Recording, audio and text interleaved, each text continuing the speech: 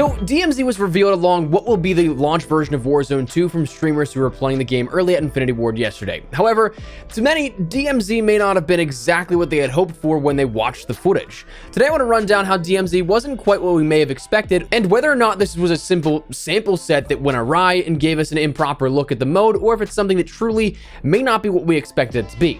Full transparency, this is going to be a subjective take on what we saw. If you disagree, that's entirely cool. More power to you. I'd be thrilled to hear if you enjoyed what you saw and you're looking forward to it. But while we try to stay as objective and concise on information as possible here on the channel, this is one of those times where I just want to sit down and talk to you guys about stuff, have a discussion on what we saw. So as we go along, drop your thoughts below. What was your take on DMZ if you saw any of the footage from yesterday? Looked good? Little confused like I was that it seemingly played entirely different than how it seemed from the information that was at hand? Whatever the case, drop your thoughts below. But if you enjoyed the video, you find it at all insightful, do me a favor and drop a like on the video. And if you're new to the channel, make sure you subscribe to stay up to date with all things Modern Warfare 2, Warzone 2, and DMZ. I'd love to have you here in the community. We're chasing down 600,000 subscribers, so if you're part of that over 70% of viewers who are not subscribed, feel free to join. We'd love to have you. And finally, as with last night's video, a big thanks to Doug or Modern Warzone, who's allowed me to feature his perspective in this video. So check out his channel, his socials down below, show him some love. But for now, let's talk about DMZ. So to start, in fairness, DMZ, it's always been described, officially speaking, in either the job listings that we ended up seeing behind the scenes or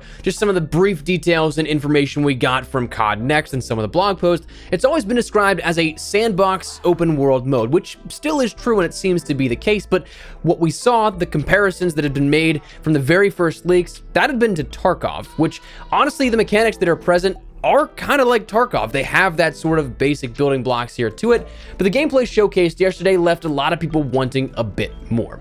Fundamentally, the gameplay presented looting, as you'd expect from a looter shooter, and an extraction-based mode. Objectives galore. There was a lot to do in regards to contracts and different things like that, but we'll touch on that in a second. Strongholds in those larger fortified areas, showing off that sort of AI tech they developed for Modern Warfare 2, and of course, extraction at the end, as the mode would suggest. All those things are really standard to the subgenre, but there was a lot in important parts missing or not really communicated. For starters, I think that something just felt like it was, I don't know, missing something that really differentiated and made the mode its own sort of thing with its own identity, if that makes sense at all. Something where you looked at the gameplay and just from a glance you could be like, oh, that's DMZ, or oh, that's Warzone, and you know right away there's a clear-cut difference. I'm sure that if you watched any of the gameplays, plenty of people were attempting to play this as a battle royale, which it fundamentally is not built to be. They'd end up dropping in, looting up, and trying to find other enemies to take out in terms of real players. A lot of the times in extraction-based modes like this, you actually want to do the exact opposite. You don't want to seek out players.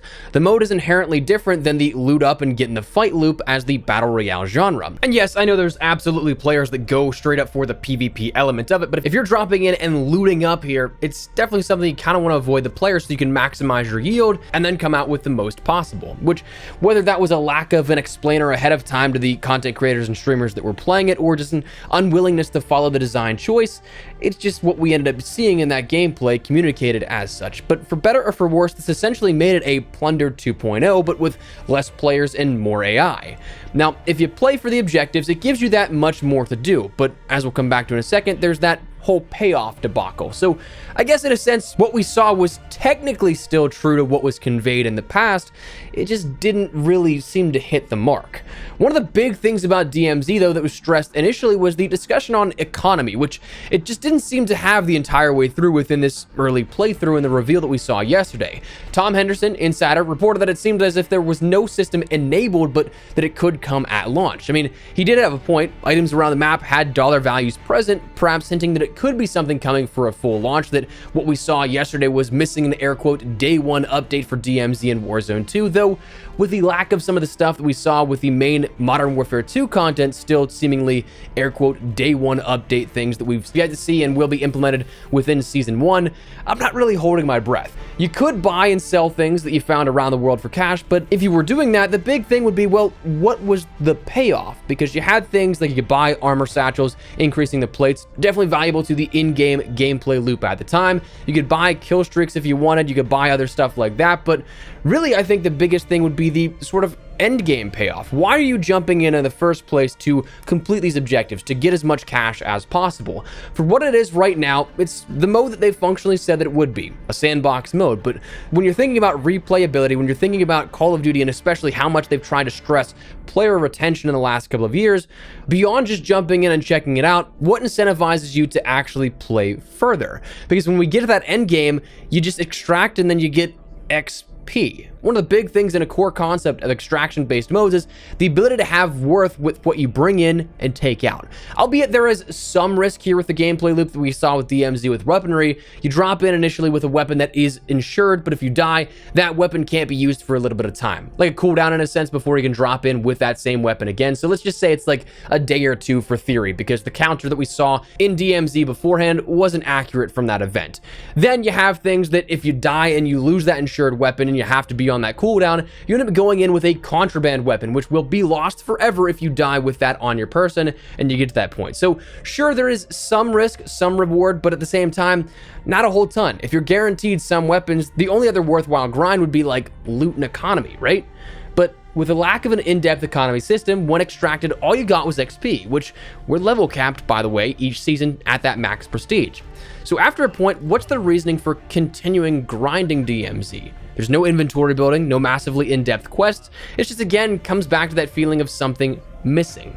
Now, I'm biased, absolutely, but I think Wildcat, another content creator here on YouTube and on Twitch, summed it up perfectly. He said, DMZ could be fixed with the simplest concept. It wouldn't be perfect, but instantly light years better than the current.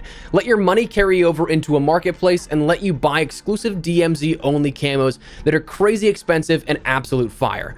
It would make it a ton of fun to grind. And fundamentally, I definitely think that's the case. I'm not talking about an economy in terms of like buying with real cash that camos that you could see in game, but instead it would give value to go in, jump in, loot up as much as possible, and extract with as much cash as possible, bringing back $100,000 in cash or something each game after a 20-30 minute grind at a time. You make something that's a camo that's a couple $1 million in cash that you can end up earning after redeeming that saved cash that you bank on your person, on your account, and it would actually bring value to coming back and playing the mode over and over and over again, and also bring that risk into it, because if you die a couple of times, you might not be able to have too many weapons to really help solidify your ability to either gain more high-level loot from things like strongholds, or just the risk of not being able to extract at all if you don't have anything that you encounter other players. You don't have something that puts you up for a great opportunity to win a firefight with another squad. And especially with the whole sort of transition back to camos in a sense, which, by the way, I absolutely love the fact that we have so many camos that are universal this year, and that with each weapon that we end up getting as the seasons go on, we'll get around 4 camos every single weapon introduced. So it seems like they're not shying away from the opportunity to give us camos. So why can't we see something like that redeemable for in-game playtime on just a different level as opposed to ranking up and progressing weapons? Fundamentally, I think that's just a very basic and awesome way that you'd be able to elongate that playstyle, elongate those play sessions, and keep players coming back for more. The things I'd like to see on top of that would just kind of play back into that, an economy system that offers rewards for things you could buy, exclusive items. I'd love to see in the gameplay loop, I'd love to see dynamic weather and lighting. I think that one of the cool things with Tarkov is that it has those gritty atmospheric feels to it. Add in dynamic weather so you have sort of rain that could come in and go, day to night cycles, so that sometimes you have to play way more tactically. Maybe you can't see. It introduces that NVG nature, maybe offering the upgrades that you could purchase in game by grinding stuff out so that you have the ability to use that stuff going into games. There's just a lot that I think could be done to make it better than what it is right now. Again, fundamentally speaking, it serves its purpose. It is something that if you do like this, it's a nice chill mode that I understand why you could. But for me personally, seeing the potential here with this, I'm just hoping that more is done in the future. And that's also something we kind of have to consider, is that from the very beginning, it was rumored that this is something like DMZ Lite, where this is going to be expanded upon as time goes on. I mean, Warzone, what we saw the last couple of months was not the Warzone that we saw at day one and the launch. And again, for better or for worse, the systems were fundamentally improved upon and offered a much more expansive gameplay experience. That's very possible that a year down the line, DMZ could be where we want it to be, but right now, it just seems like it's the sort of very baseline entry level of this, a very dumbed down version of an extraction based mode, which again, for better or for worse, is what we have. So for me, when I look at this, the potential is absolutely there, but right now it just doesn't seem like it is anything that we really expected out of DMZ, listening to all the information, all the stuff that was set up from the very beginning. So that said, that's where I'm at here at this. DMZ isn't quite what we expected right now, but I think that we can get there. I don't know. We'll see. Anyways, that's what we're going to call it. Wanted to just chime in and give my thoughts and feedback here on this. What would you guys like to see with DMZ? Do you agree with my sentiment here that it's just kind of not quite where it could or potentially should be? Or are you happy with where it's at and this is a nice baseline for what we'll be seeing? Whatever the case, drop your thoughts down below. If you enjoyed the video, you found it at all insightful, do me a favor and drop a like on the video. And if you're new to the channel, make sure you guys subscribe so you don't miss a single thing regarding all things Modern Warfare 2, Warzone 2, and DMZ. But for now, thanks so much for watching. My name is Espresso. I'll see you guys later. Take care and peace.